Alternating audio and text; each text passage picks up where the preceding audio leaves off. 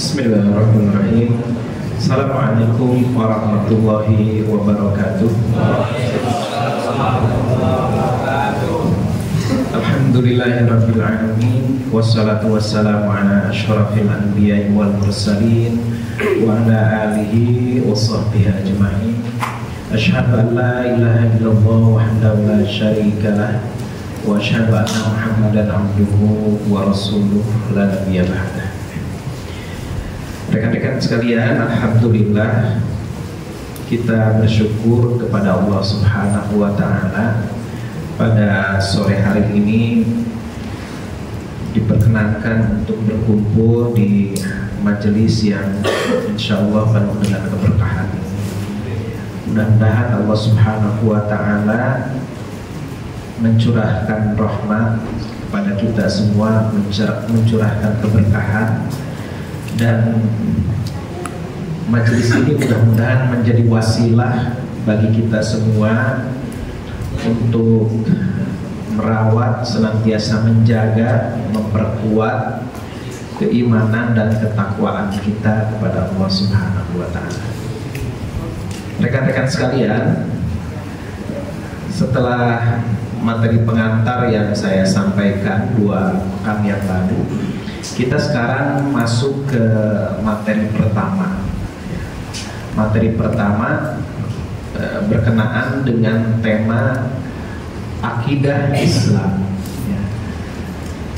keyakinan, etika, keislaman yang harus kita pahami.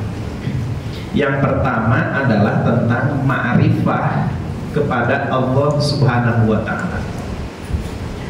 Mengenal, memahami, mengilmui tentang Allah Subhanahu wa taala Rabbul Alamin.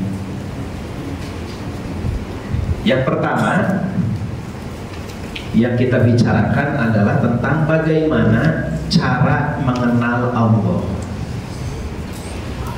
At-thariq ila ma'rifatillah. Bagaimana metode, bagaimana cara mengenal Allah Subhanahu wa taala. Saya sudah cantumkan di sini bahwa mengenal Allah Subhanahu wa taala itu pertama adalah dengan menggunakan akal, dengan memanfaatkan akal yang telah Allah anugerahkan kepada kita. Itu pertama. Yang kedua adalah dengan mengenal nama-nama dan sifat-sifat Allah yang disebutkan di dalam Al-Quran, di dalam Kitabullah. Sekali lagi ya, boleh dicatat yang ini kan ringkasannya ya. Ringkasannya di awal. Jadi cara mengenal Allah, cara memahami, mengilmui Allah Subhanahu wa taala itu adalah sekurang-kurangnya ya, dengan 2 cara, yaitu pertama menggunakan akal pikiran kita. Nanti maksudnya seperti apa kita akan bahas. Kemudian yang kedua dengan cara mengenal nama-nama dan sifat-sifat Allah. Kita jelaskan ya satu persatu. Yang pertama, apa yang dimaksud dengan cara mengenal Allah itu dengan menggunakan akal. Yang dimaksud menggunakan akal ini adalah akal digunakan untuk memikirkan ciptaan-ciptaan Allah. Qul induru madza fis samawati wal ard. Katakanlah wahai Muhammad, unduru, perhatikanlah oleh kalian, lihatlah oleh kalian, madza fis samawati wal ard, apa yang ada di langit, apa yang ada di bumi. Maksudnya disuruh melihat itu suruh memikirkan, ya, memikirkan ayat-ayat Allah, memikirkan ciptaan-ciptaan Allah yang demikian luar biasa. Allah menciptakan langit, Allah menciptakan bumi, Allah menciptakan matahari, bintang-bintang. Di bumi ada daratan, ada lautan. Di bumi, di daratan itu ada manusia, ada binatang, ada hewan, ada tumbuh-tumbuhan dengan beragam jenisnya. Ya. Di lautan ada ikan-ikan dengan beragam jenisnya. Di langit ada planet-planet, ada bintang-bintang, yang langit itu demikian luasnya. Qul inzuru madza fis samawati wal ardh. Katakan Muhammad, perhatikan apa yang ada di langit, apa yang ada di bumi. Saya jadi teringat ya sebuah gambaran. Saya izin keluar dulu. Ini saya ingat dengan materi yang pernah saya sampaikan tentang keagungan Allah Subhanahu wa Ta'ala. Sebentar ya, saya perlihatkan. Nah ini ya.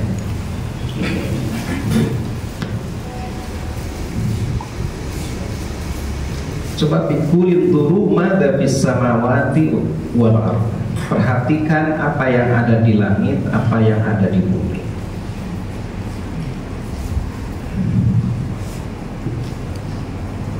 Oh, muncul.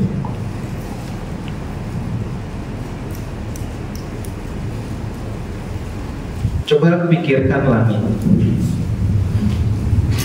Para ilmuwan, ini saya kutip dari salah satu artikel, saya lupa tidak mencantumkan tidak mencantumkan sumbernya, tapi saya ambil dari salah satu artikel. Jarak dari bumi, yang juga memperkirakan ya, menaksir, memperkirakan jarak dari bumi ke ujung semesta atau galaksi terjauh, waktu tempuhnya itu adalah 13 miliar tahun cahaya. 13 miliar tahun cahaya. Satu tahun cahaya ya, satu tahun cahaya itu sama dengan 10 triliun kilometer.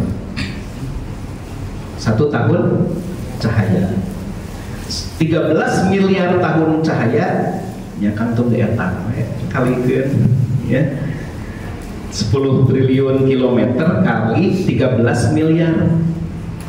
Itu adalah perkiraannya dari para ilmuwan astronomi, jarak dari bumi ke ujung semesta. Nah, di alam semesta raya ini terdapat miliaran galaksi. Para astronom memprediksi ada sekitar 500 miliar galaksi di alam semesta ini. Dan bumi kita ini salah satu galaksi, ya, berada di salah satu galaksi. Planet bumi ini berada dalam salah satu galaksi yang kemudian diberi nama galaksi Bima Sakti, atau bahasa Inggris itu apa? Milky Way ya. Yang konon, nah ini namanya juga perkiraan ya, dengan menggunakan teropong gitu kan ya, diperkirakan dengan melihat bagaimana cahaya bintang-bintang, diperkirakan ya, galaksi Bima Sakti itu, galaksi kita, tempat kita tinggal, itu memuat 200 sampai 400 miliar bintang. Qul turu madza fis samawati wal ardh. Perhatikan apa yang ada di langit, apa yang ada di bumi. Ya. Ini bahasanya astronom. Bagaimana kalau bahasa kenabian tentang ini? Ada. Ya. Perumpamaan langit yang 7 dibandingkan dengan Al-Kursi. Ya, Al-Kursi. Nanti dibahasnya Al-Kursi itu apa. Tapi itu makhluk Allah. bukan kursi kayak gini ya. Langit yang 7 dibandingkan dengan al-kursi, wasi'a kursiyuhus samawati wal ardh, kan ada ya di dalam ayat kursi. Seperti cincin yang dilemparkan di padang Sahara yang luas. Perumpamaan langit yang 7 dibandingkan dengan al-kursi, ya, dibandingkan dengan al-kursi. Kursi itu adalah, kalau dalam hadis, tapi saya tidak akan menjelaskan dulu ya, itu adalah tanda kutip ya ini ya, jangan disalahpahami, tempat pijakan Allah Subhanahu wa Ta'ala, tanda kutip ya, pijakannya ya. Jangan dibayangkan Allah seperti manusia. Itu kursi itu seperkara apa? 7 langit dan bumi itu kalau dibandingkan dengan kursi itu seperti cincin. Langit yang 7 itu seperti cincin yang dilemparkan di padang Sahara yang luas. Dan kemudian kalau dibandingkan kursi dengan arasy, arasy itu singgasana artinya. Singgasana siapa? Singgasana Allah. Jangan dibayangkan singgasana itu seperti singgasana raja. Ya. Dibandingkan kursi itu tempat pijakan Allah, tanda kutip ya, dengan kursi dengan arasy, dengan singgasananya Allah, seperti cincin itu dengan padang Sahara ya. Padang Sahara dengan padang Sahara yang luas itu di atas cincin tersebut. Ini untuk menggambarkan bagaimana agungnya, bagaimana luasnya alam semesta ini. Ya, kembali lagi ke ayat yang tadi di awal. Qul yanzuru madza fis samawati wal ardh. Ini matahari, planet-planet, ya, bumi kita. Kita ini kan melayang-layang di alam semesta ini. Siapa yang menahannya? Siapa yang mengatur, menentukan kadarnya, jarak antara satu planet dengan planet yang lainnya? Siapa? Allah. Mari kita sekarang bandingkan planet bumi kita dengan planet-planet yang lain. Planet bumi, Mars, Merkurius, Pluto bukan lagi planet ya katanya sekarang, karena ternyata di galaksi kita itu yang mirip dengan Pluto itu banyak sekali gitu. Jadi Pluto itu sudah dieliminasi dari bukan lagi dianggap planet. Lihat kota Bandung di mana? Di mana kota Bandung? Ya. Kita tinggal di situ gitu. Bandingkan dengan planet-planet yang lain. Sekarang planet-planet ini bandingkan dengan planet-planet yang lebih besar. Planet bumi, kota Bandung udah nggak kelihatan. Jalan Muhammad Toha berarti udah nggak kelihatan. Regol udah nggak kelihatan ini. Ya. Mars, Pluto udah nggak kelihatan ya. Pluto cuma satu titik. Neptunus, Uranus, Saturnus, Jupiter. Di mana kita? Ya, di planet bumi nggak kelihatan. Di alam semesta ini seperti jasad jasad renik yang sama sekali nggak diperhitungkan sebetulnya gitu. Kalau dibandingkan benda-benda yang lain, bandingkan benda-benda ini dengan matahari.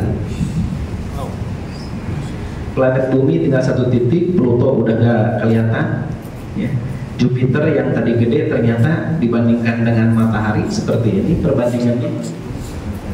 Matahari yang setiap pagi ya terbit dan tenggelam di petang hari.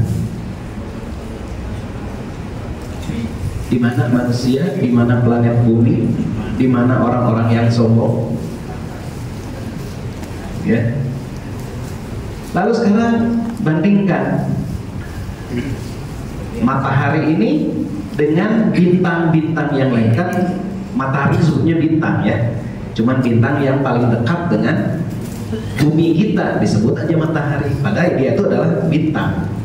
Bandingkan matahari ini ya, bintang ini yang kita sebut matahari dengan bintang-bintang yang lainnya. Matahari yang paling kecil bintang Sirius, bintang Volux, bintang Arcturus. Di mana manusia di sini disebutkan. Ada yang bisa bahasa Inggris? Earth is invisible at this scale. Betul kan scale? Jadi maksud dia nanya kurang lebih ini saya aja nih menekan-nekan gitu. Jadi bumi sudah tidak mungkin lagi ditampilkan dalam skala. Ya. Matahari, Volux, Arcturus. Sekarang apakah ada yang lebih besar? Ya, para astronom sudah menemukan ada yang lebih besar lagi dibandingkan Arcturus.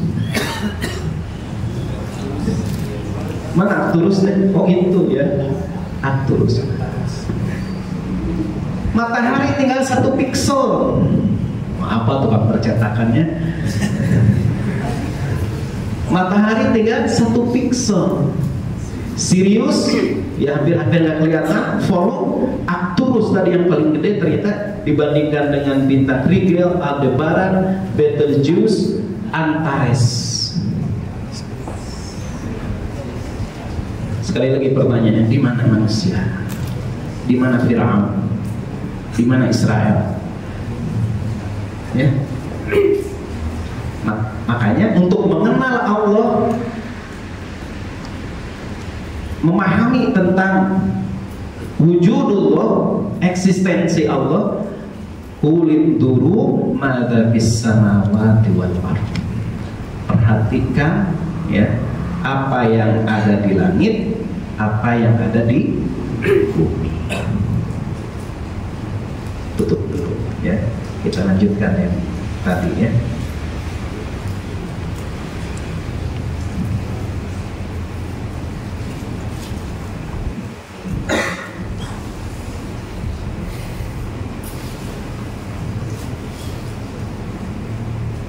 Ini agak ada jarak dulu ya.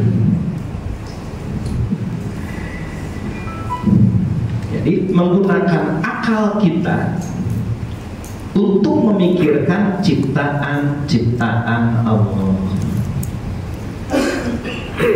Langit, bumi ya. Kemudian selain menggunakan akal pikiran kita untuk memikirkan ciptaan Allah Subhanahu wa Ta'ala, juga yang kedua, cara mengenal Allah itu adalah dengan mengenal nama dan sifat-sifatnya.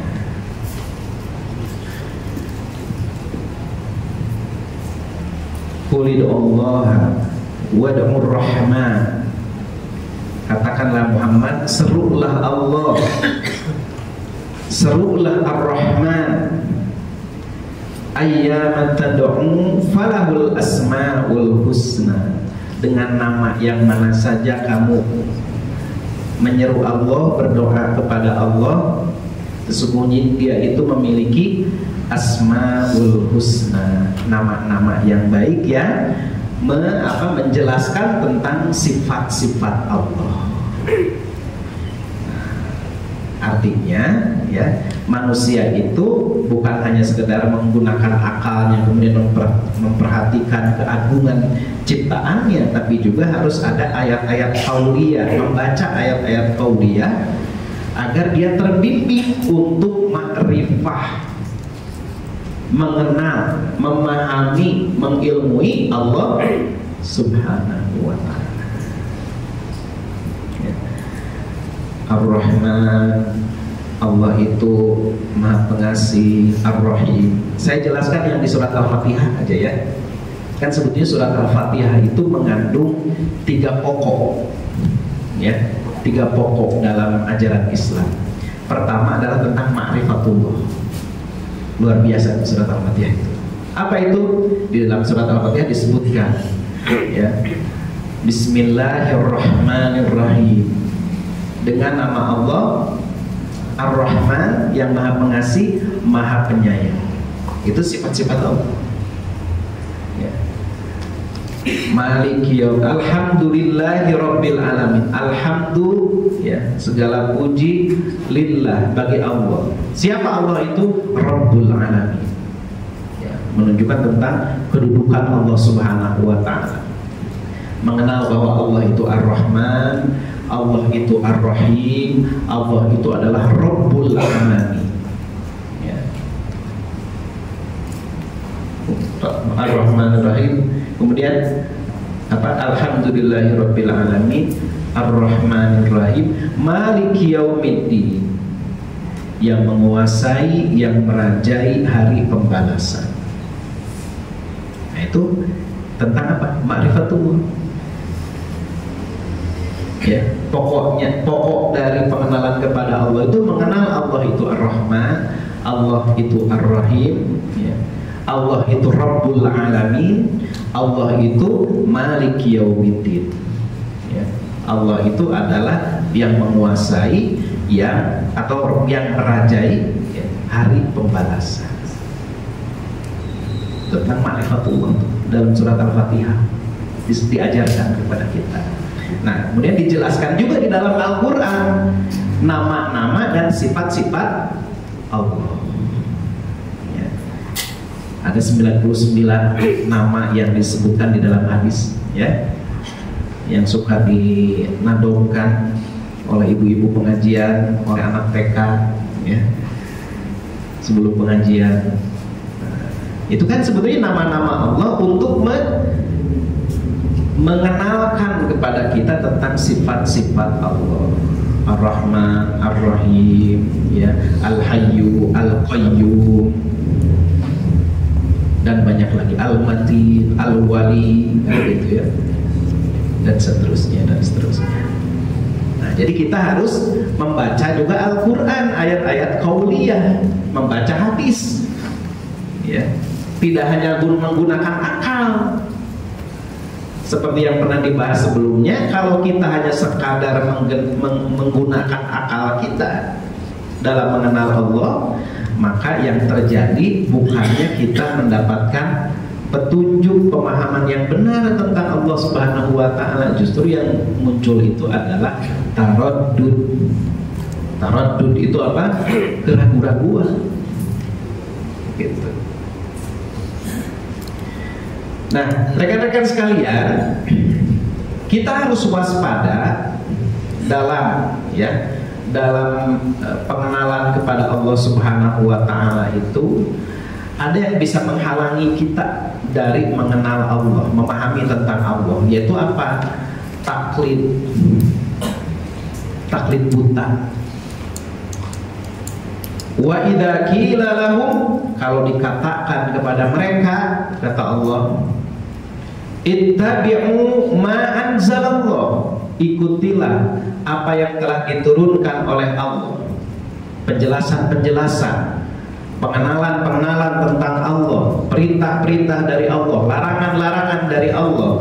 Qalu, orang-orang yang taklid buta itu mengatakan, bal nattabi'u ma alfaina alaihi aba'ana. Ya, tidak, kami tidak akan mengikuti apa yang diturunkan Allah. Bahkan kami ini hanya akan mengikuti apa yang telah kami temukan atau kami dapatkan dari aba'ana, dari nenek moyang kami. Kemudian Allah Subhanahu wa ta'ala apa? Mencela mereka dengan kalimat pertanyaan, awalau kana aba'uhum la ya'qiluna syai'an wa la yahtadun. Apakah kamu akan mengikuti nenek moyang kamu, padahal nenek moyang kamu itu la ya'qilun, tidak berakal, tidak memahami tentang apa yang disampaikannya, apa yang diajarkannya kepada kalian. Wala yahtadun, dan mereka itu tidak dibimbing dengan petunjuk yang benar. berdasarkan kepada kitabullah, berdasarkan kepada wahyu atau bimbingan dari para nabi dan rasul. Mereka kemudian berhalusinasi bahwa Allah itu punya anak, bahwa Lata, Uzza, Manat itu adalah anak-anak perempuan Allah. Dari mana itu datangnya? Ya ini, mereka menjawab, ma alfaina alaihi aba'ana. Ya, saya dapat dari nenek moyang kami seperti ini. Dari orang-orang terdahulu seperti ini kami dapatnya. Kalau itu jelas ada di dalam kitab, ada di dalam wahyu, diajarkan oleh para nabi dan rasul, gitu ya. Kita bisa kita bisa menerimanya, tapi nggak mungkin kan, gitu ya. Para nabi dan rasul mengajarkan itu. Makanya di sini dicela mereka itu, awalau kana aba'uhum la ya'qiluna syai'aw wa la yahtadun. Apa kamu itu akan ikut begitu saja, nggak memikirkan ya apa yang telah kalian dapatkan dari nenek moyang kamu? Pada nenek moyang kamu juga itu hanya berdasarkan Allah, hanya berdasarkan sangkaan-sangkaan, bukan berdasarkan petunjuk dari Allah atau bimbingan dari para nabi dan rasul. Ya. Nah, ini harus kita waspadai dalam beragama, atau apalagi dalam bidang keyakinan. Ya, dalam bidang keyakinan. Sikap yang terbaik yang harus dilakukan oleh seorang muslim itu adalah mereka mendengarkan perkataan, didengarkan, ya. Ini dari nenek moyang begini ajarannya. Lalu ada yang mengkritisi, bagaimana, coba dengarkan kritikannya. Ada lagi bagaimana, dengarkan. Setelah itu pikirkan. Lalu ikuti yang terbaik. Mana yang dia berdasarkan ilmu, ya, berdasarkan ilmu, mana yang berdasarkan sangkaan, asumsi, persepsi, mana yang berasal dari hawa nafsunya. Gitu. Ya.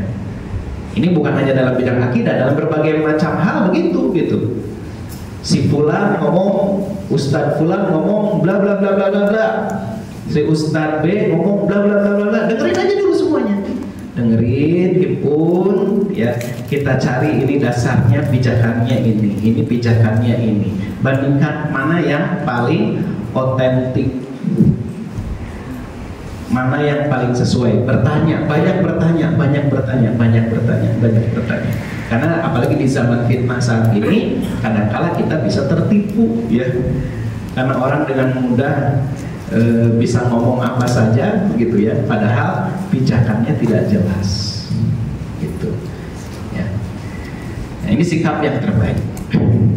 Itu yang pertama, poin pertama tentang bagaimana mengenal Allah Subhanahu wa Ta'ala. Yang berikutnya tentang zat ketuhanan, tentang zat atau esensi Allah Subhanahu wa Ta'ala. Rekan-rekan sekalian, terkait dengan zat ketuhanan, ya, zat, ya, atau esensi, tentang esensi hakikat Allah Subhanahu wa Ta'ala, patut kita pahami di awal bahwa tidak mungkin zat ketuhanan atau esensi Allah Subhanahu wa Ta'ala itu dipahami oleh akal. Ini ya prinsipnya. Tidak mungkin zat Allah itu bisa dipahami oleh akal manusia. La tudrikuhul absar. Allah itu tidak dapat dicapai oleh al-absar, penglihatan mata. Wa huwa yudrikul absar, akan tetapi Allah itu bisa mencapai seluruh pandangan mata. Wa huwal latiful khabir, dan dia itu maha halus, ya, maha halus, al-khabir, dan maha teliti.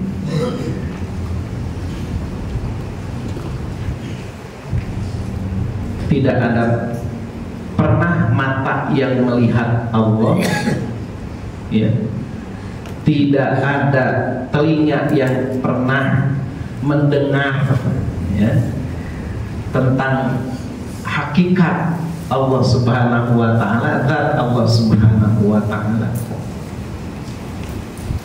Karena tidak mungkin bisa Allah itu dicapai dengan panca indera kita. Ini prinsip yang paling utama dalam mengenal Allah Subhanahu wa ta'ala.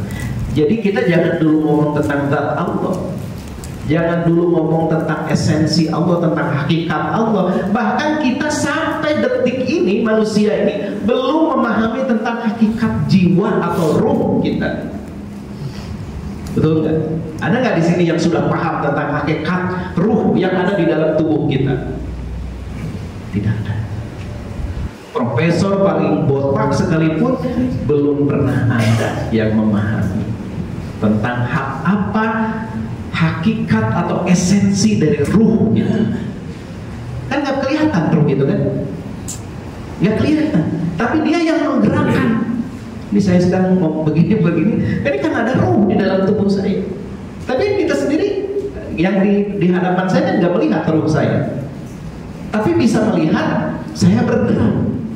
Karena ada apa? Karena ada ruh. Ya. Hakikat ruh itu seperti apa? Kalau kita sudah ngerti hakikat ruh, maka kalau ada orang sedang sakaratul maut, tinggal kita tahan kan gitu ruhnya. Kalau kita sudah ngerti, ilmunya sudah sampai, tapi nggak akan mungkin sampai. Yang dipelajari dalam psikologi dan lain sebagainya kan itu tentang apa ya? Bukan tentang jiwanya, hakikat esensi jiwanya, bukan. Tetapi apa yang ditimbulkan oleh jiwa itu kan, itu yang dipelajari oleh psikologi itu, ilmu jiwa itu. Ya, jadi jangan dulu kita ingin tahu tentang hakikat yang sebenarnya tentang Allah Subhanahu wa ta'ala, tentang zat Allah Subhanahu wa ta'ala. Jangan dulu jauh-jauh, tentang jiwa kita saja kita belum paham. Ya. Bagaimana jiwa ruh itu memiliki, kita ini manusia memiliki kehendak. Mata bisa melihat, bagaimana hakikatnya sih melihat itu? Mata sih iya, kita bisa melihat, kita bisa mencukil mata, oh begini bentuknya mata. Kita bisa membelah, misalnya oh ini jeroannya seperti ini mata gitu. Tapi bagaimana mata ini bisa melihat seperti kita sekarang ini? Kan itu sesuatu yang kita ini secara esensinya kita nggak memahami. Oh iya, cara kerjanya begini, ada cahaya masuk ke retina dan lain sebagainya gitu ya. Tapi bagaimana, apa hakikat melihat itu? Kan kita belum mengerti sampai sekarang. Apa hakikat mendengar itu? Ya, di mana letak akal? Sampai sekarang kita nggak ngerti di mana letak akal. Apa akal itu di kepala kita, di hati kita, ada di tubuh kita, di mana gitu? Kan kita tidak mengerti. Jadi jangan dulu kita memikirkan tentang apa hakikat atau zat atau esensi Allah. Bahkan untuk memikirkan makhluk-makhluk atau ciptaan-ciptaan Allah kita belum mampu. Berbagai macam ciptaan Allah, cahaya, bagaimana hakikatnya cahaya? Atom bisa dimanfaatkan oleh manusia, tapi kita sendiri kan tidak bisa melihatnya. Atom itu, bagaimana atom itu ternyata ketika diteliti, dia itu seperti sebuah galaksi yang mengitari inti atom. Sama seperti ya matahari dikelilingi oleh planet-planet. Semacam dalam atom itu begitu kan gitu ya. Coba silakan dibaca-baca lagi tentang atom gitu ya, walaupun hanya selevel. Kan gambarannya begitu. Inti atom itu dikelilingi oleh proton, neutron ya, kira seperti itu. Nah ini sesuatu yang sangat ajaib gitu. Wah, bagaimana mungkin kita kemudian akal kita, panca indera kita yang sangat terbatas itu akan memahami zat Allah Subhanahu wa Ta'ala. Jadi makanya di awal kita sudah harus memahami bahwa kalau berbicara tentang esensi, tentang zat Allah Subhanahu wa Ta'ala, tidak mungkin bisa dipahami oleh akal. Gitu. Nah, meskipun tidak bisa dipahami oleh akal, bukan berarti tidak ada. Ya, tidak dipahami oleh akal bukan berarti tidak ada. Ya, jadi terbatasnya akal pikiran, lemahnya akal pikiran kita untuk mencapai sebuah hakikat, ya, bukanlah menjadi bukti bahwa sesuatu itu yang kita tidak pahami itu ada. Bukan Adamnya, ada. Tidak ada. Bukan berarti tidak ada. Jika manusia tidak dapat menggapai hakikat zat ilahiyah saat ini, ya, maka bukan berarti zat ilahiyah, esensi ketuhanan itu tidak ada.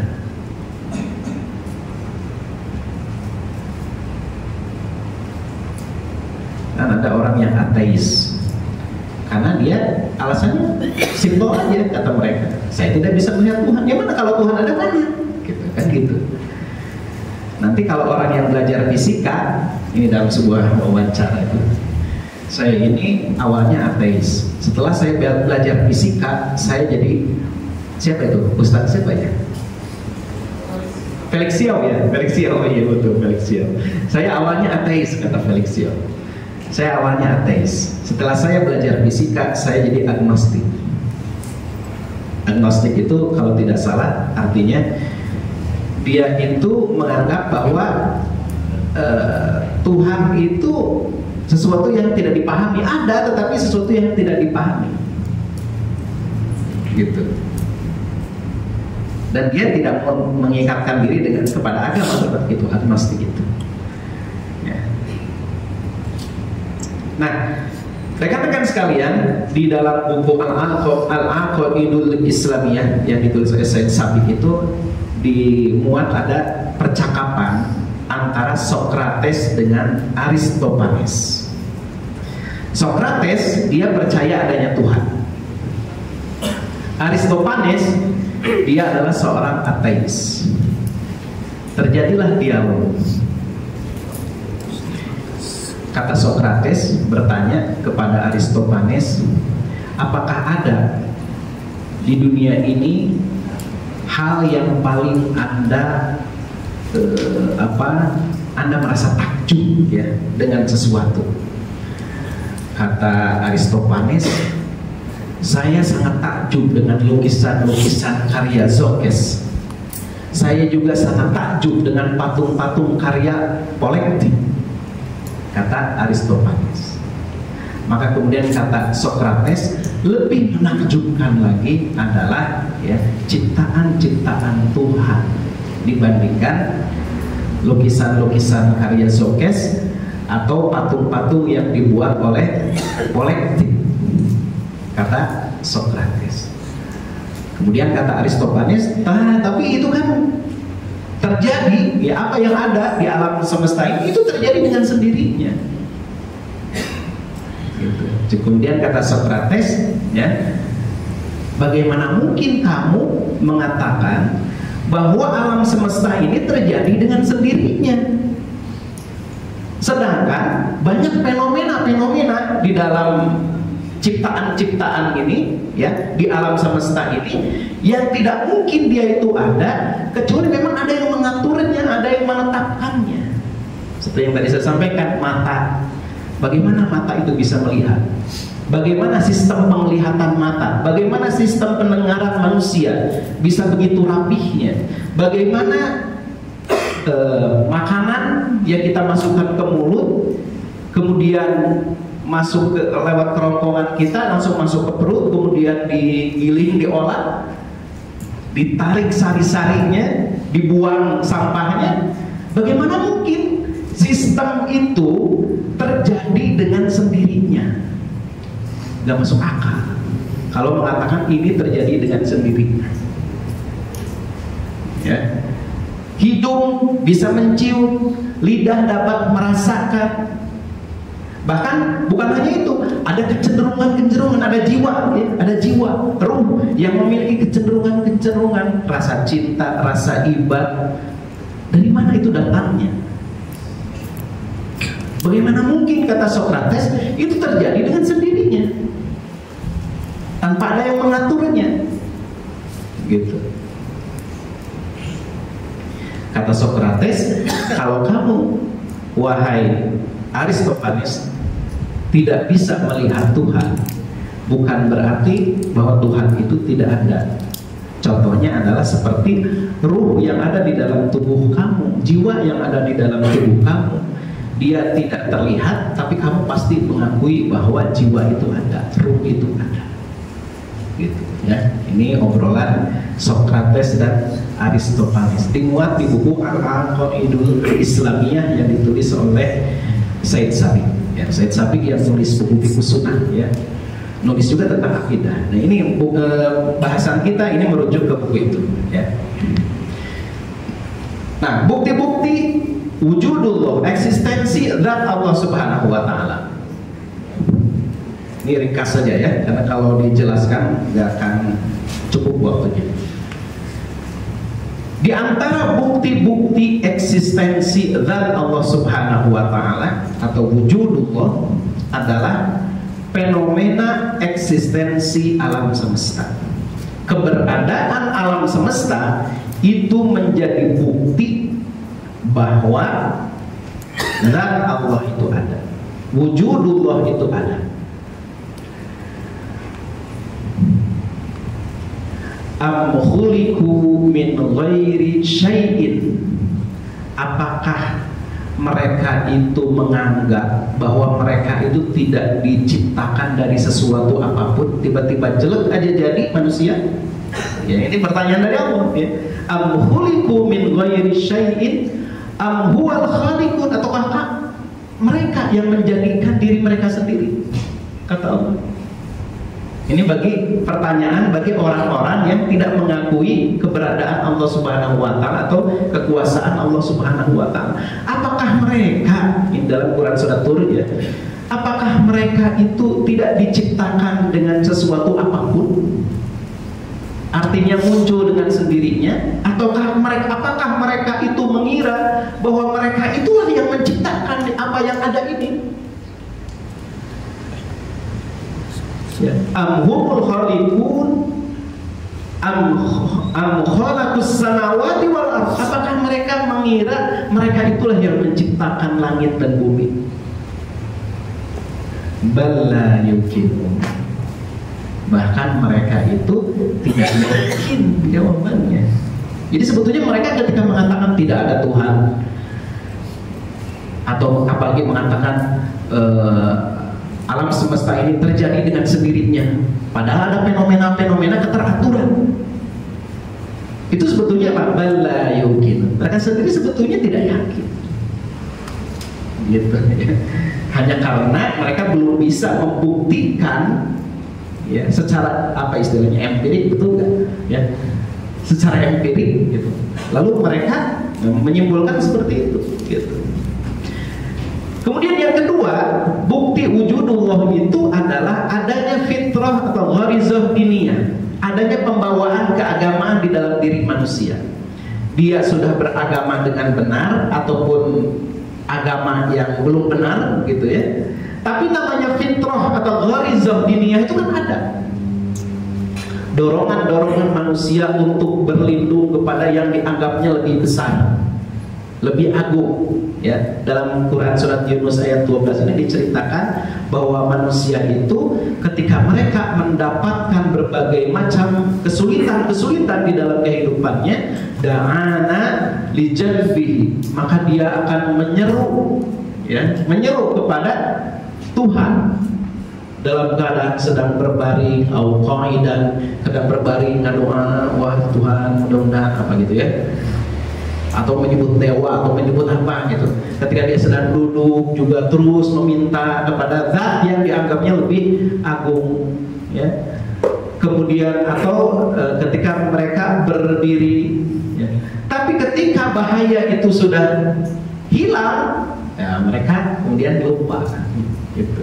Nah, artinya ini hanya untuk ayat ini menggambarkan bahwa manusia itu punya gharizah, punya pembawaan, punya fitrah dalam dirinya. Hatta orang ateis sekalipun, kan sering kita dengar ya, ada kisah, entah ini kisah nyata atau enggak, ketika sebuah pesawat itu akan jatuh oleh turbulensi, orang-orang yang beragama semua berdoa, orang ateis bingung. Dia juga panik gitu, wah ini saya udah mau mati ini gitu. Orang yang beragama malah berdoa, ya Tuhan tolong kami, selamatkan kami. Dia bingung kan, akhirnya gharizahnya muncul juga. Ya Tuhan, tolong aku kalau memang betul Kau ada gitu. Oh, seperti itu. Tapi kalau sudah selamat ya akhirnya dia itu kan, ya kebetulan aja kita seperti itu. Jadi gharizah itu fenomena yang membuktikan bahwa memang Tuhan itu ada, Allah itu ada, begitu. Kemudian fenomena pengabulan doa. Ini yang disebut oleh Said Sabiq ya. Fenomena pengabulan doa. Jadi manusia kita semua yang ada di sini, saya yakin ya, pernah berdoa, pernah meminta kepada Allah, pernah menyerahkan, bertawakal, menyerahkan urusannya kepada Allah, dan kemudian Allah Subhanahu wa taala memperkenankannya. Pernah kan masing-masing kita gitu, mendapati fenomena seperti ini. Saya cerita, mencontohkan sedikit saja. Ya, kan tidak ada yang kebetulan di dunia ini, semuanya sudah ditakdirkan oleh Allah. Ini waktu ibadah haji. Ya, ini cerita kecil aja ya. Waktu saya ibadah haji, saya mabit di Mina. Ketika mabit di Mina itu, saya udah langsung bawa kantong siap-siap. Ya, bawa kantong di sana. Saya mengira itu perbekalan sudah lengkap gitu. Sampai di Mina, kemudian saya merasa haus karena kan di sana waktu musim haji itu ya, di Mekah, Madinah itu kan panas, sedang musim panas. Saya datang waktu itu tahun 2017 ke Madinah itu, kan saya ke Madinah dulu, itu suhu 50 derajat. Panas ya, 50 derajat. Dan kalau malam hari itu panas juga gitu, hangat gitu ya, hangat panas gitu. Nah, saya waktu itu betul-betul lupa pas dilihat kantong saya itu, saya kira saya bawa air. Saya sempat melihat dulu gitu, karena sudah yakin bahwa saya tadi udah, perasaan saya udah nyimpen perbekalan. Ternyata itu isinya bukan air, itu hanya kain yang bukan sal, apa namanya, yang saya gunakan gitu ya, untuk tidur gitu, untuk sebagai bantal gitu ya. Saya simpan di situ sementara makanan nggak dibawa, air minum nggak dibawa gitu ya, kehausan. Dan kehausan ketika, apalagi kalau siang hari, itu jangan dianggap enteng itu kalau sedang haji. Orang saya itu waktu itu kan jadi petugas ya, saya bukan dengan duit saya sendiri ke sana gitu, saya bertugas sebagai petugas haji waktu itu. Saya itu sebagai petugas haji itu berapa kali ketika dalam cuaca panas itu nolong orang yang tiba-tiba jatuh pingsan karena lupa dia kurang minum, dehidrasi gitu. Belum lagi yang mereka tersesat ya, yang udah sepuh tersesat itu, dalam kalau keluar apalagi pakai seragam udah langsung dipanggil ya, nganteri gitu, kadang-kadang cukup jauh juga. Nah, kembali lagi ke tadi pas di Mina itu. Sementara saya sudah sangat haus sekali. Aduh, ya Allah, gimana ini ya? Mau minta ke orang juga, waktu itu kan orang saya waktu itu di pinggir jalan nginepnya itu, karena si tenda saya itu jauh di Mina Jadid disebutnya. Mina Jadid itu kurang lebih hampir 4 atau 5 kilo dari titik saya itu. Jadi sengaja waktu itu kan jamaah ini akhirnya nginepnya itu di, kebetulan hotel saya itu dekat dengan Mina. Jadi siang hari itu ke hotel gitu ya. Dan kemudian ketika malam hari nginep di Mina gitu. Aduh, ini orang-orang sudah saya di pinggir jalan. Waktu itu dalam keadaan saya sangat haus ya, sementara waktu itu saya merasa tidak ada orang yang bisa, saya mau masuk ke room ini juga nanti dicurigai gitu ya, masuk ke area tenda orang lain kan gitu.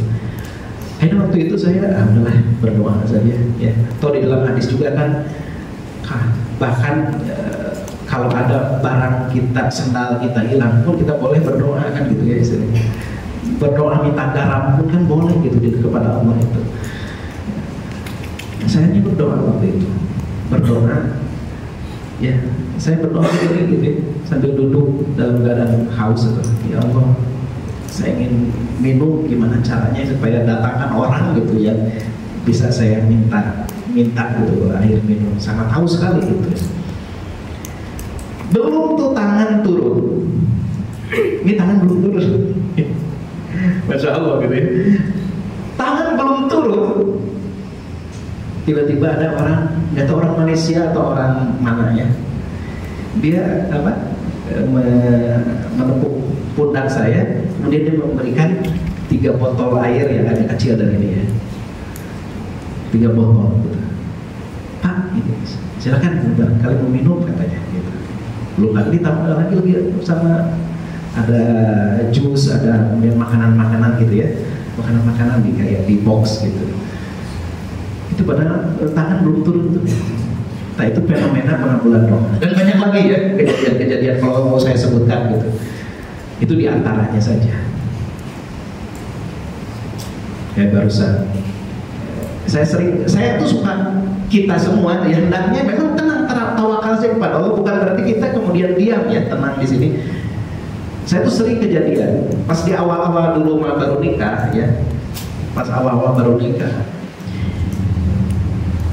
Wah ini ternyata apalagi pas punya anak, wah perlu ini perlu itu, pas sekolah perlu ini perlu harus bayar ini harus bayar itu. Awalnya agak stres karena apa? Karena pas saya mengingat, saya waktu itu betul-betul tidak melibatkan Allah, gitu ya. Waktu itu seolah-olah kalau rezeki itu ya kita harus cari, gitu ya. Tapi kemudian lupa melibatkan Allah di situ. Saya dengan istri itu kalau lagi ini bukan curhat ya. Kalau lagi nggak punya duit, itu bukan stres. Tapi sekarang ini kita ini udah yakin bahwa akan ada, insya Allah.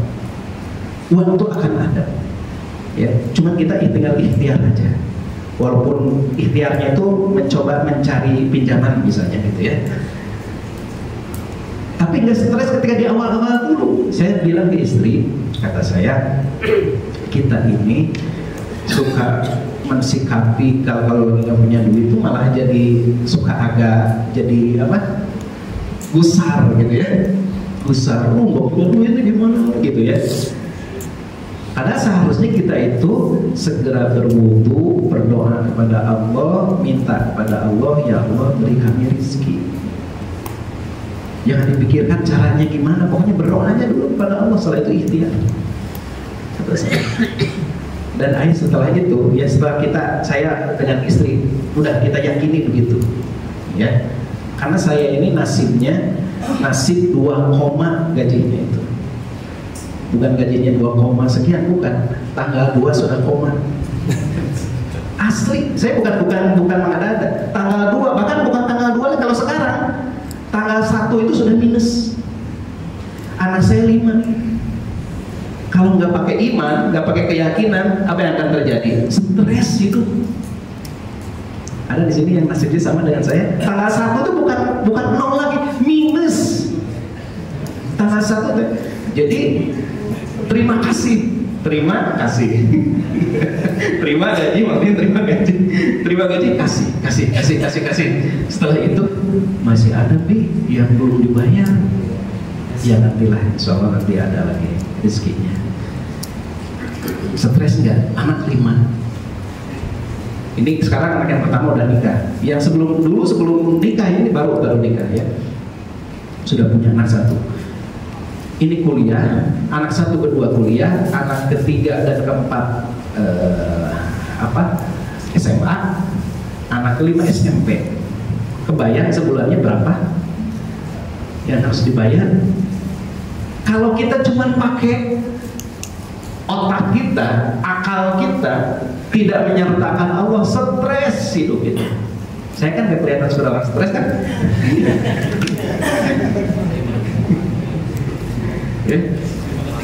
Tawakal kepada Allah. Saya bukan enteng-enteng, enggak.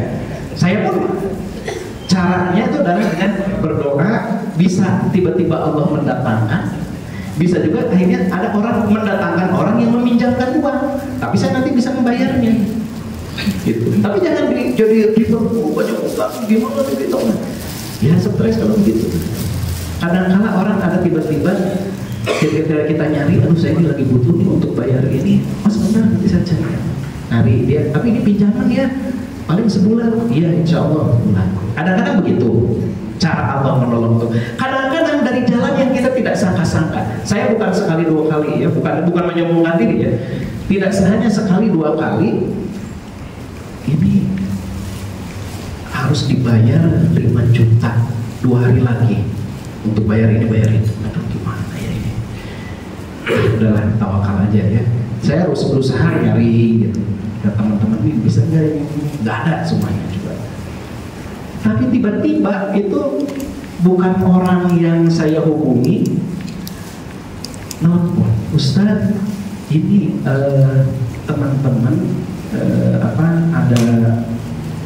ada bantuan buat Ustaz. Dari mana tahu saya? Enggak, ini mah kami aja memang kumpulin buat Ustaz gitu. Tiba-tiba berapa kasihnya? 7 juta gitu ya.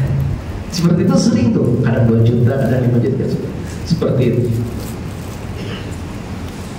Ustaz kemarin sudah bantu kami ini. Padahal saya tidak, silakan tanya ke istri saya, ke keluarga saya. Saya itu banyak kayak seperti ini, kegiatan-kegiatan seperti ini. Saya sama sekali tidak diberi transport, tidak diberi apa. Itu banyak kegiatan-kegiatan yang saya sendiri memang saya adakan sendiri gitu.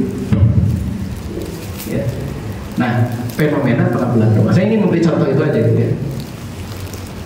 Jadi Allah itu, ya akhirnya gimana prasangka kita? Kita yakin kepada Allah. Kemudian berikutnya eksistensi orang-orang beriman. Adanya orang-orang beriman itu menjadi bukti adanya zat Allah. Contoh yang paling dekat sekarang ya di Palestina. Lihat saudara-saudara kita di Palestina. Dengan kejadian, dengan ujian dan cobaan yang demikian berat, ternyata itu menjadi hidayah bagi banyak orang. Ya, di Eropa, di Amerika saat ini jadi banyak orang terpacu, merasa heran dengan keteguhan iman orang-orang Palestina, orang-orang Gaza. Ya, mereka jadi memikirkan kok bisa ada orang seperti ini dalam keadaan penuh dengan ujian dan cobaan dia masih berbaik sangka kepada Allah, tetap bersikap baik kepada Allah, memuji Allah. Bagaimana ini bisa ada orang-orang pasukan militer hafal Quran, sikapnya demikian baik, demikian segala macam. Itu orang sekarang kan ya, kita lihat sekarang ya, nggak usah saya ceritakan, itu banyak sekali.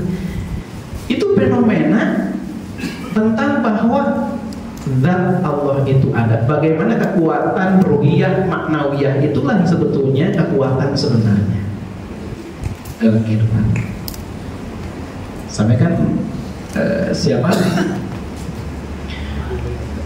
seorang ahli futuristik ya di Amerika itu kan ada, mungkin ada yang pernah lihat videonya, ketika dia bahwa kekuatan-kekuatan yang ada ini saat ini adalah ini dijelaskan, dan dia kemudian kesimpulan saya mungkin akan mengagetkan Anda, kata dia, bahwa masa depan itu ada di tangan Islam.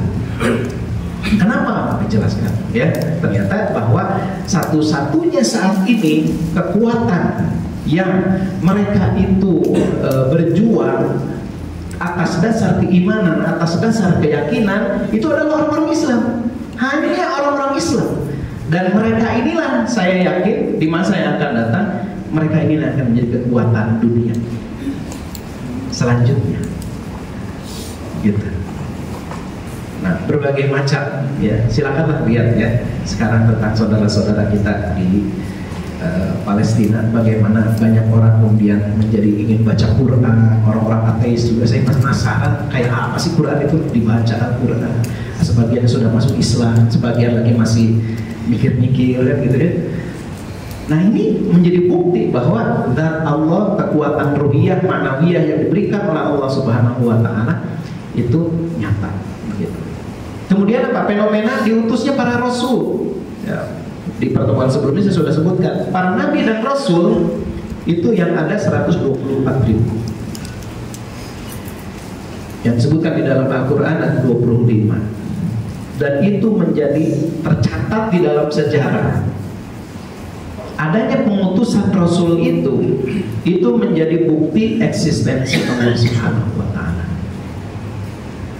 Dan gak mungkin orang itu sedikit lah gitu ya, orang yang ngaku-ngaku jadi nabi itu mah hanya sekedar untuk mendapatkan keuntungan sesaat. Kan para nabi dan rasul yang sebenar-benarnya mereka itu justru berkorban, ya kan, bukan mendapatkan keuntungan.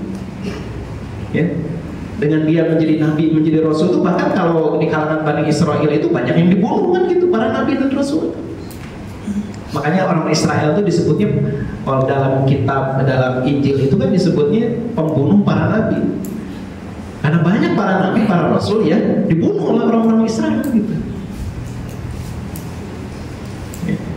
Nah, jadi pengutusan para rasul ini menjadi bukti eksistensi Allah Subhanahu wa Ta'ala.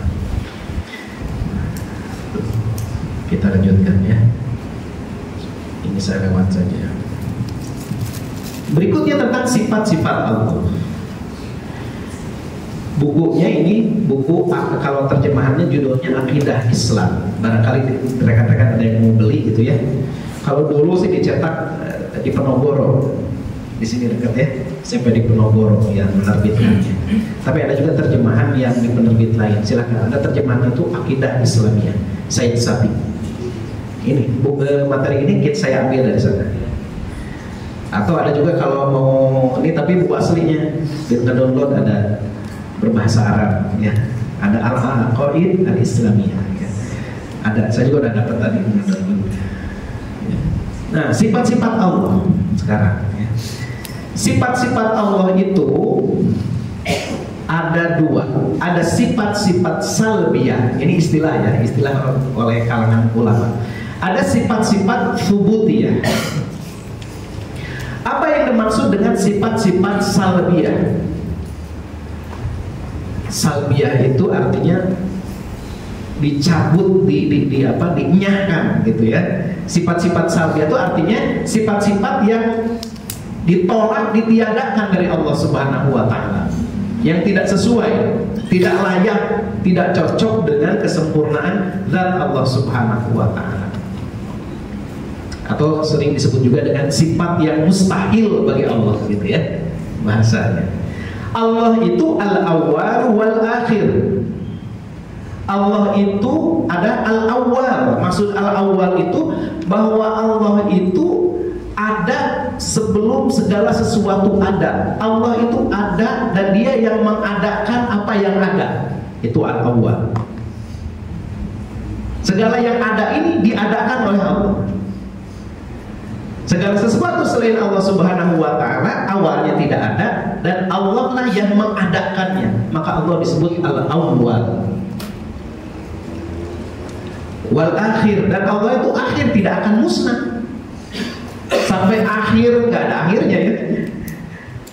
Allah Subhanahu wa Ta'ala tidak akan musnah. Jadi Allah itu mustahil hudus. Nah, ini sifat salbiahnya, sifat yang harus yang tidak sesuai, yang ditiadakan dari Allah. Hudus itu sesuatu yang baru. Hadis ya, hadis itu kan artinya sesuatu yang baru, sesuatu yang news ya. News itu kan sesuatu yang baru muncul ya, berita maksudnya. Hadis itu kan artinya berita. Hudus itu artinya Allah itu nggak mungkin dia diciptakan atau ada kemudian setelah sesuatu yang lain ada. Nah, ayatnya lihat Quran surat Al-Hadid ayat 3. Saya nggak akan membacakan ya, supaya jadi silahkan nanti dilihat aja Quran surat Al-Hadid di rumah sambil dibaca. Apa sih ini ayatnya? Ya. Kemudian Allah itu, ini terkait dengan sifat-sifat salbiyah, Allah itu laisa kamitslihi syai'un.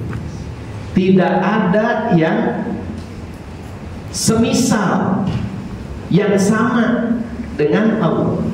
Tidak ada sesuatu apapun yang semisal atau yang sama dengan Allah Subhanahu wa ta'ala. Jadi Allah itu mustahil mumatsalatu lil hawadits.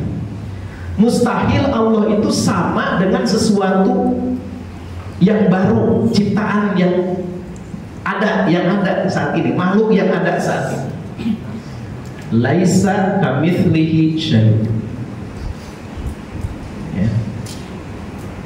Gak mungkin Allah itu sama dengan manusia. Gak mungkin Allah itu sama dengan hewan. Gak mungkin Allah itu sama dengan matahari, sama dengan gunung, sama dengan apa lagi ya, benda-benda yang ada saat itu. Gak mungkin. Laisa kamitslihi syai'. Kemudian Allah itu sifat salbiyahnya ya adalah gak mungkin Allah itu ta'addud. Bukan ta'addud poligami ya. Poligami bahasa Arabnya ta'addud. berbilang istri disebutnya ta'addud ya, dalam bahasa Arab itu orang yang berpoligami. Maksudnya ta'addud di sini gak mungkin Allah itu berbilang. Karena Allah itu ahad. Ya. Allah itu ahad. Mustahil ta'addud. Mustahil berbilang. Lau kana fihi ma alihatun, kata Allah di dalam Quran surat Al-Anbiya ayat 22. Oh, ini tulisnya Al-Anbiya ya. Al-Anbiya ya. Seandainya di langit dan di bumi itu ada Tuhan illallah, selain Allah, lamasadata, maka pasti langit dan bumi itu akan hancur. Ya, kebayang kalau ada Tuhan, apalagi Tuhan ada banyak ya. Kalau Tuhan ada dua, yang Tuhan yang satu pengen pengen merah, yang satu pengen kuning.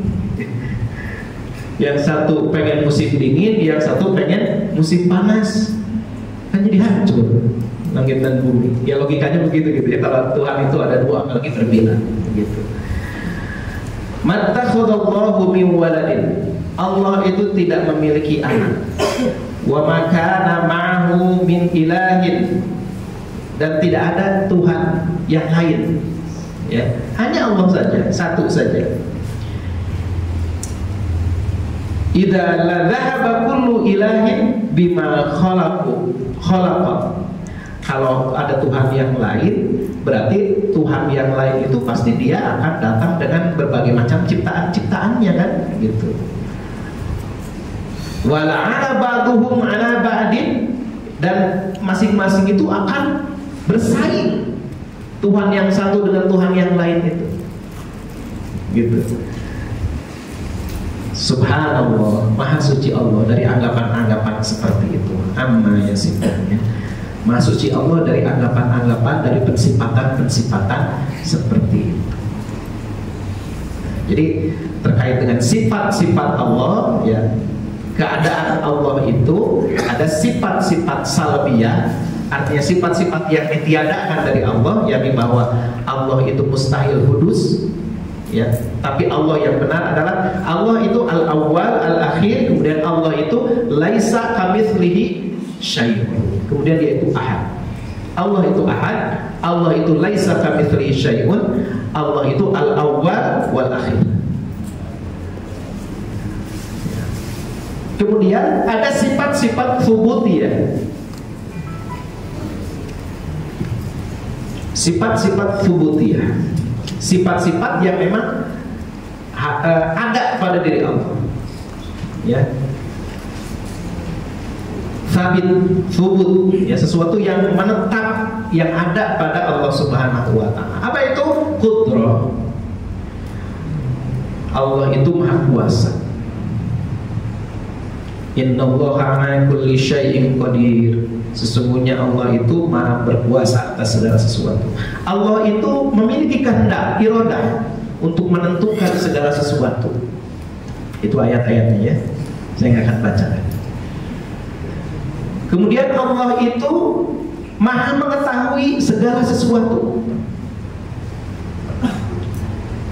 Apa yang telah lalu, apa yang ada saat ini, apa yang akan terjadi pada masa yang akan datang, beserta dengan rincian-rinciannya, Allah Maha mengetahui. Al-ilmu.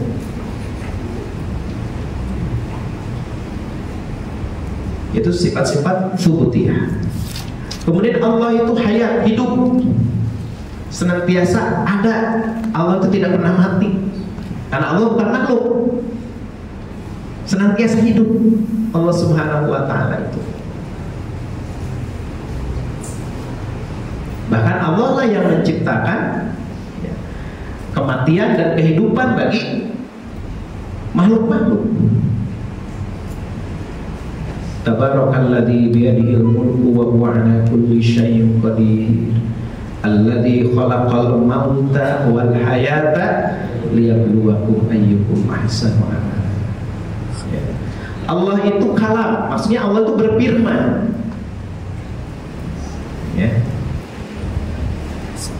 Tapi berfirmannya Allah, berkatanya Allah jangan disamakan dengan berkatanya manusia, karena tadi laisa kamitslihi syai'un.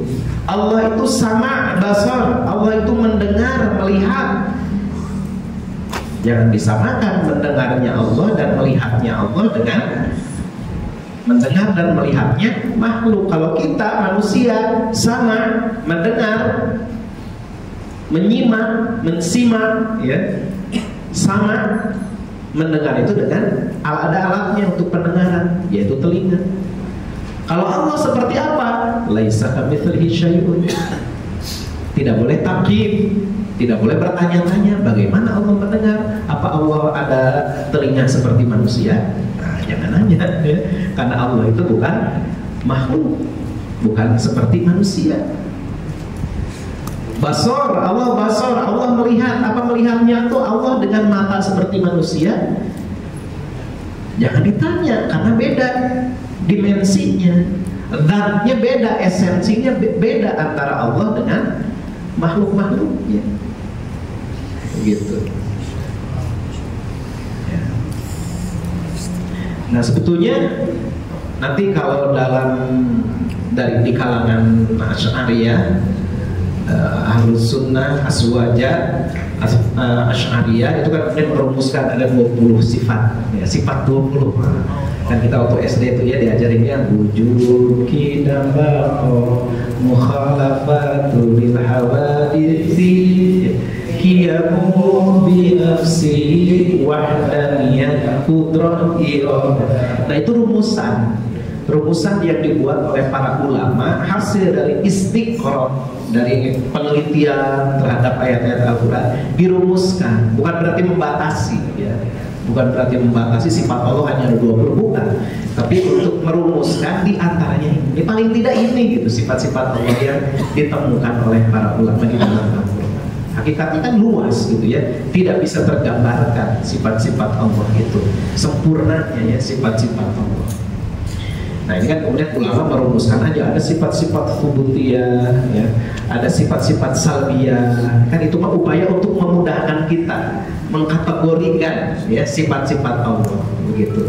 Ada sifat-sifat Allah yang tidak boleh ada ya, salbiyah tidak boleh dilekatkan kepada Allah Subhanahu wa taala, tapi justru ada sifat-sifat yang harus dilekatkan kepada Allah Subhanahu wa taala. Ya, ini sifat-sifat tsubutiyah. Ada juga kemudian ulama mengkategorikan ada sifat-sifat dzat, ada sifat-sifat af'al.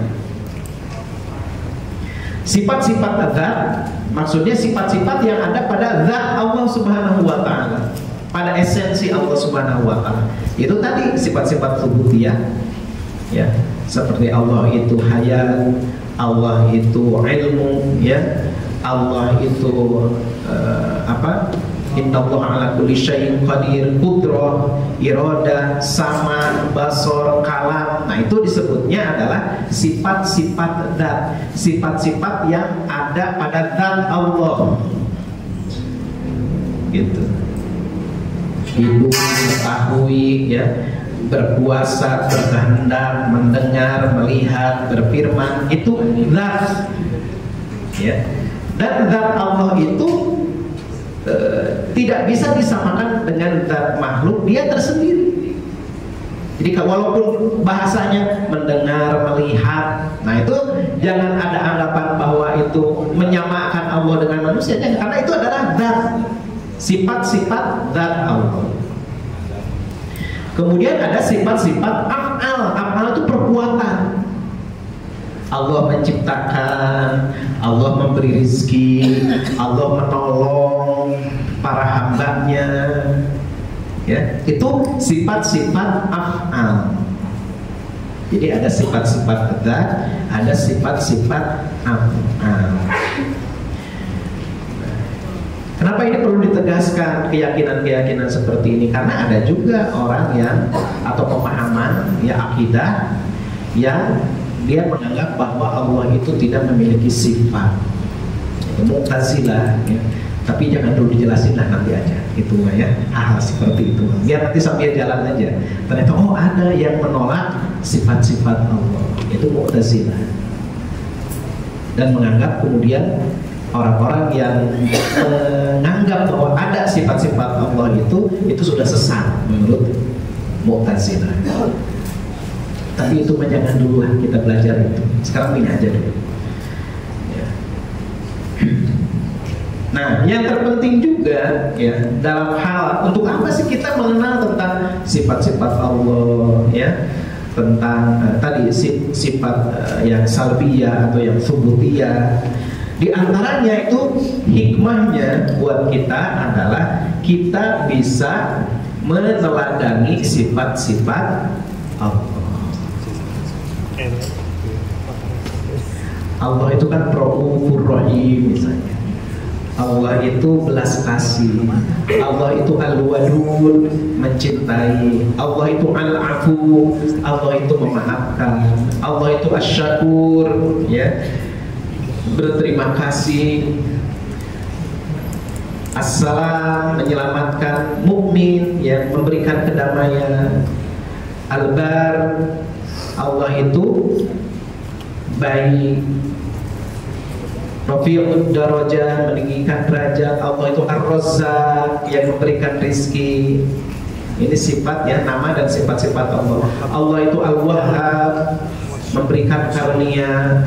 Wasi', luas anugerahnya. Allah itu Alim, mengetahui. Allah itu Hakim, bijaksana. Allah itu Sami', Basir, Syahid, Raqib, Batin, ya.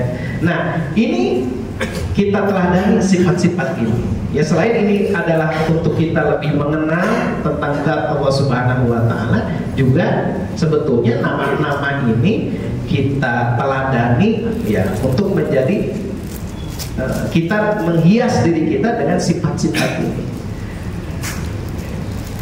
Tanpa bermaksud kita menyamakan dengan Allah, tapi maksudnya bahwa Allah itu berbuat baik, maka kita pun juga harus berbuat baik. Wa ahsin kama ahsanallahu ilaik. Kan begitu perintahnya juga. Berbuat baiklah kalian sebagaimana Allah pun berbuat baik kepada kamu, kan gitu dalam ayatnya. Ya. Nah, rekan-rekan sekalian, itu saja yang saya bisa sampaikan. Mudah-mudahan walaupun ini sekilas, ya, sangat sekilas, mudah-mudahan ini bisa memberikan pemahaman dasar, ya, kepada kita semua terkait dengan akidah Islam. Dalam hal ini adalah tentang Allah Subhanahu wa taala, tentang asma wa sifat, ya, Allah Subhanahu wa taala, nama-nama dan sifat-sifat Allah Subhanahu wa taala. Aku qouli hadza wa astaghfirullah li wa lakum. Assalamualaikum warahmatullahi wabarakatuh. Waalaikumsalam warahmatullahi wabarakatuh. Alhamdulillah.